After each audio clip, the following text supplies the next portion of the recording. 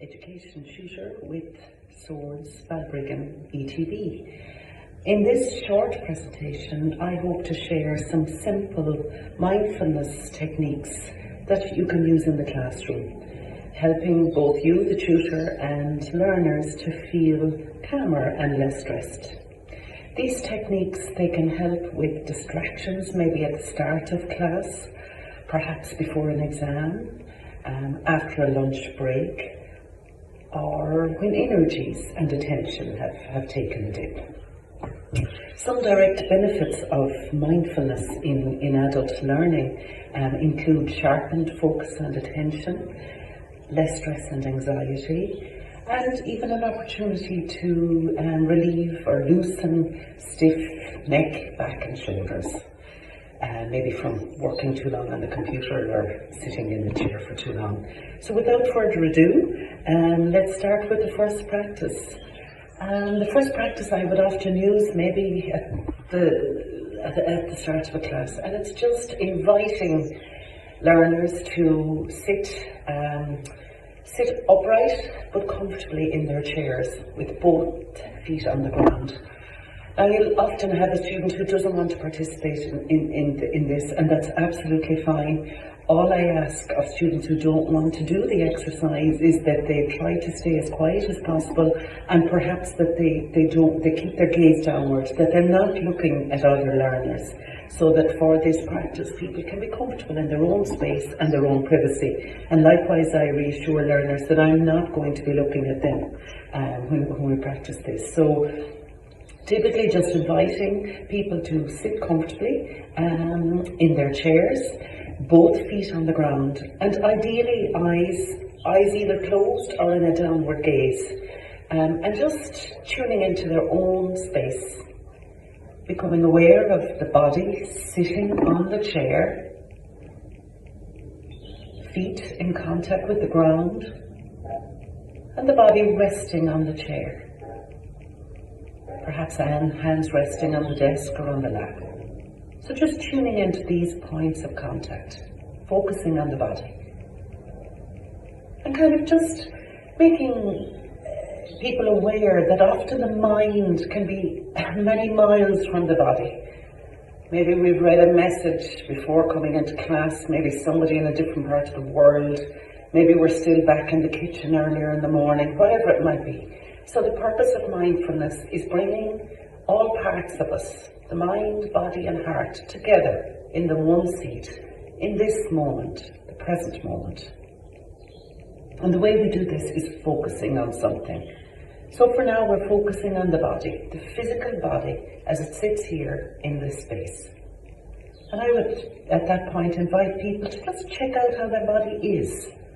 You know, is it warm, cold, tense, relaxed? Maybe there's an ache or a pain somewhere. We're not trying to change anything, we're just tuning in to how things are in this moment.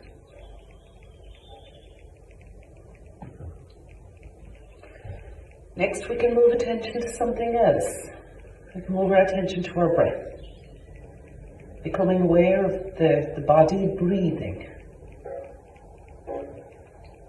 We're breathing every moment of the day. We're often unaware of it until something goes wrong.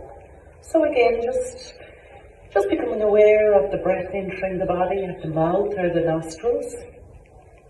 Noticing the physical response of the body. Perhaps the expanding of the chest or the tummy as it fills with air, like a balloon, rising with the in-breath.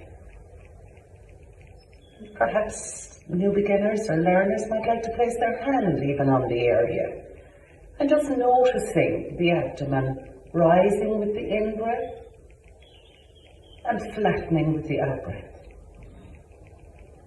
And even in these few moments, just bringing learners' attention to the amount of times the mind will wander. The mind will be distracted over and over again in the short few moments that we do this exercise.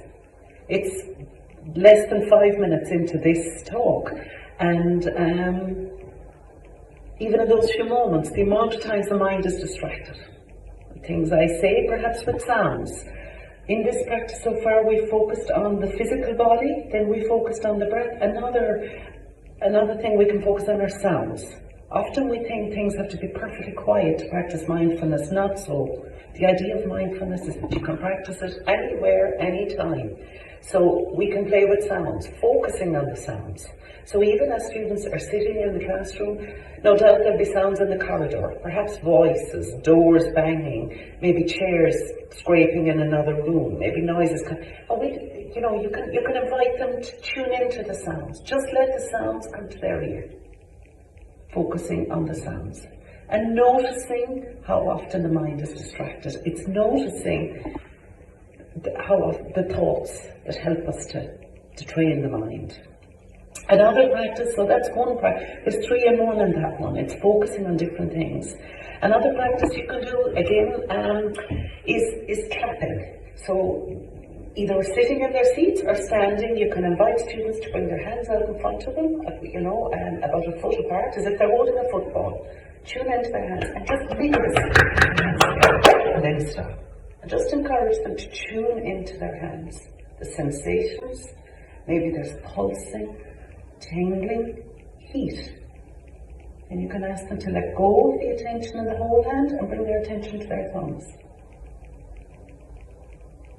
And you could move to the small fingers, just tuning in to the pulsing, tingling, or maybe nothing in your small fingers. And then bringing their hands to rest in their laps. And again, the purpose of that exercise is just to show people we can focus our attention. It doesn't have to be off like an untrained puppy in every direction. We can focus, we can train our minds. Another practice that students love is, I would often bring in a packet of chocolates, either a bar of chocolate or maybe minstrels. Minstrels are probably better in that they have a coating. And again, in mindfulness, we're using our senses.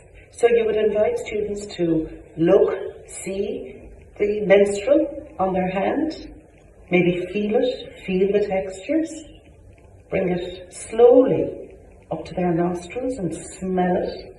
And as they're smelling it, you would get them to notice where the thoughts are going, and each time the thought wanders, bring it back to the physical sweet here in their hand. Then maybe place it on their tongue, and again very slowly, noticing just the different sensations, the different thoughts. And finally, chewing it slowly, and again tasting it. So again, using our senses will automatically bring us into the present moment. It stops the mind. With practice, it'll stop the mind from ruminating and going off in many different directions. Another one very quickly is tapping. After break or if the energies have slumped, just get people to stand. Just tap the chest area, down and on the hand, over and down the other hand, and you can go down the outside of the body and up again. And then taking a moment to notice the different sensations in the body. Just notice. Again, it's like a bucket of water. The mind is like a bucket of water. When all these thoughts are racing, the water is agitated, the sand has murked the water. Same with our thoughts. And when we let it all calm and still, then we can see. We can see the goldfish. We can see what's in the water. Mindfulness isn't difficult. It's remembering to do that's difficult. So what I often do is I pick one student and I ask them to remind me on a daily basis. At the beginning of class, maybe after break. And that works. It is a skill, and like any skill, the more we practice, the more natural it becomes and the easier. So the best of luck, and thank you very much.